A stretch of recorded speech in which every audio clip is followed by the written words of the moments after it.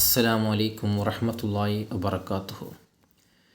ജീവിതത്തിൽ ആർക്കെങ്കിലും ഒരുപാട് നോമ്പും നിസ്കാരവും നഷ്ടപ്പെട്ടിട്ടുണ്ടെങ്കിൽ അവൻ ഹബീബിൻ്റെ സ്വലാത്തിൽ മുഴുകട്ടെ. നീ ജീവിതത്തിൽ ചെയ്ത മുഴുവൻ അമലും ഒരു അളവ് പാത്രത്തിലും നീ ചൊല്ലിയ ഒരു സ്വലാത്ത് മറ്റേ അളവ് പാത്രത്തിലും വെച്ചാൽ ആ ഒരു സ്വലാത്തിന് ആയിരിക്കും ഭാരം കൂടുതൽ. കാരണം എന്താ? നീ ഒരു സ്വലാത്ത് ചൊല്ലിയാൽ അള്ളാഹു നിനക്ക് 10 സ്വലാത്ത് റഹ്മത്ത് ചൊല്ലുന്നു. നീ ചൊല്ലുന്നത് നിൻ്റെ മഹത്വം അനുസരിച്ചാണ്.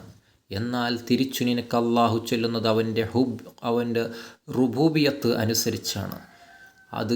ഇത് അള്ളാഹു നിനക്ക് നൽകിയ ഒരു സ്വലാത്തിൻ്റെ കൂലിയാണ്. അപ്പോൾ നിൻ്റെ ഒരു സ്വലാത്തിന് പകരം അള്ളാഹു 10 സ്വലാത്ത് ചൊല്ലിയാൽ എങ്ങനെ ഉണ്ടാകും?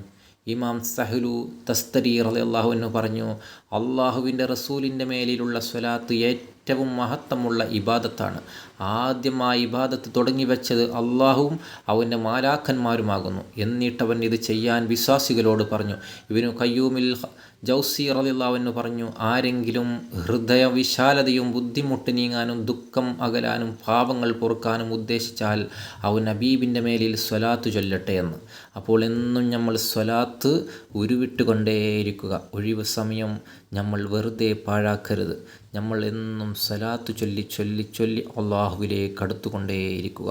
അള്ളാഹുവിൻ്റെ ഹബീബിനെ സ്നേഹിച്ച് ഹബീബിനെ സ്വപ്നം കാണാൻ മനസ്സിലിങ്ങനെ നമ്മൾ ആഗ്രഹിച്ച് അവസാനം നമ്മൾക്ക് തീർച്ചയായിട്ടും റസൂലുള്ളാഹിനെ സ്വപ്നം കാണുക തന്നെ ചെയ്യും. അതിനുവേണ്ടി നമ്മൾ സ്വലാത്ത് അധികരിച്ചു കൊണ്ടേയിരിക്കുക.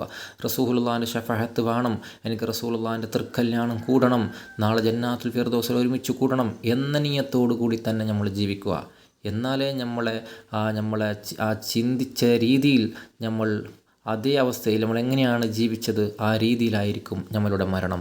അതുപോലെ നമ്മൾ എങ്ങനെയാണ് സ്വർഗം ആഗ്രഹിച്ചത്, ഏത് സ്വർഗത്തിൽ കടക്കാനാണ് നമ്മൾ ആഗ്രഹിച്ചത്, അതുപോലെയൊക്കെ ആകണമെങ്കിൽ നമ്മൾ ആ ചിന്തിച്ച രീതിയിൽ നമ്മൾ ജീവിക്കണം. എന്നിട്ട് ആ രീതിയിൽ നമ്മൾ ജീവിച്ച ആ രീതിയിലായിരിക്കും നമ്മളുടെ മരണം. അല്ലാഹു തആല നല്ല മരണം തന്ന് അനുഗ്രഹിക്കുമാറാവട്ടെ എന്ന് പ്രാർത്ഥിച്ചുകൊണ്ട് ഞാൻ നിർത്തുന്നു. അസ്സലാമു അലൈക്കും വറഹ്മത്തുള്ളാഹി വബറകാതുഹു.